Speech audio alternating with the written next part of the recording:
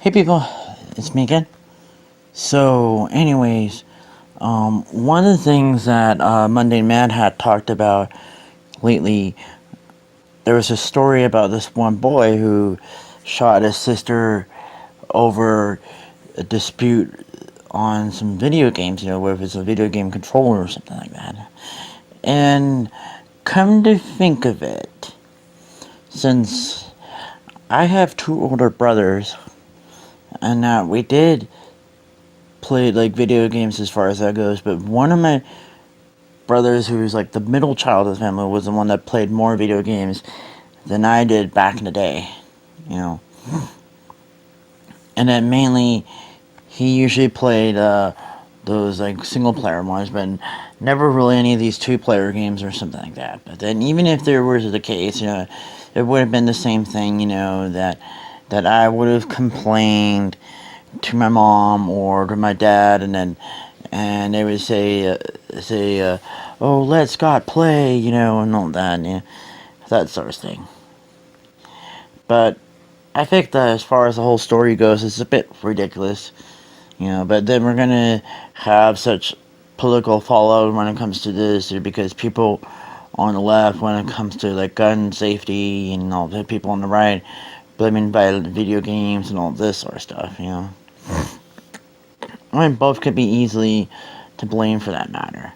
I think when it comes to the issue of gun control and all of that, I'm fine with people like owning a gun and all of that, but you don't really need to own such heavy weapons as far as that goes. It's not like the British are going to invade us and take back the country and all that. As far as that goes, I hate having to say that sort of thing. But considering all of that, it's just that I said this sort of thing to one of these gun nuts there, who assumed I was anti-gun. I kind of said, go ahead, have your gun, but don't come crying to me when you shoot your foot off. That sort of thing. And in the case there, that what was it? What was that guy's name? Oh, that state senator, Leland Yee. He was the one that instituted the ban on violent video games for minors in the state of California. And the whole Supreme Court had ruled that ban was unconstitutional. And so he was trying to find a way of getting around that sort of thing there. And then it turns out that he was involved with a gun smuggling ring, as far as that goes, and now he's in jail for a few years. And yet, at the same time, he was the most vocal gun rights opponent, as far as he was the most vocal anti-gun person there. And so it's kind of like the equivalent of the most anti-gay politician that gets caught with a gay prostitute, something like that. Like the whole thing with George Rikers and Ted Haggard and Roy Cohn and all these other people that get caught, and so it's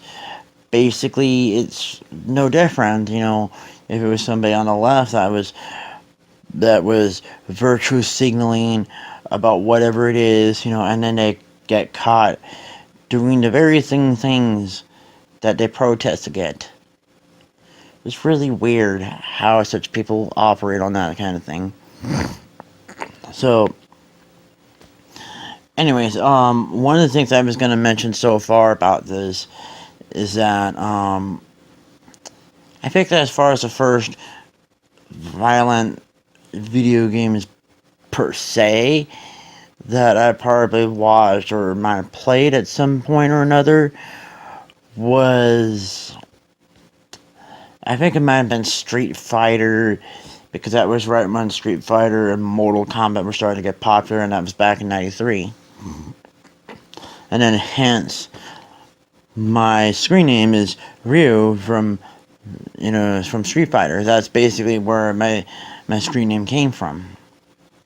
So, anyways, as I was kind of saying there was at one point where might have played uh, Street Fighter or one of those things against my brother at one point.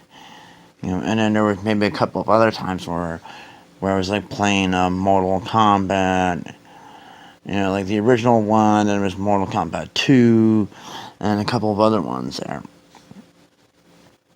And I think it was later on, I think about 15 years ago, when I was also playing that again, and I was also explaining that sort of thing to Dad at one point, because it was sort of a way to relieve stress, as far as all the crazy shit that was going on that year. And then I think my dad had realized, like, oh, these type of video games weren't really that bad, because at least it helps them, like, de-stress themselves and blah, blah, blah, blah, blah, that sort of stuff. And then as far as, like, the last couple of years, when I was playing TF2 and any of these other ones that my dad and mom realized, oh, that I could play these type of games with people that are across the street, across town, across the state, across the world, whatever, and then have a common interest and all this sort of stuff, So that's kind of one of the things that a lot of parents need to understand about gaming in general, So, anyways, I guess that's probably it till next time. So, talk to you guys later.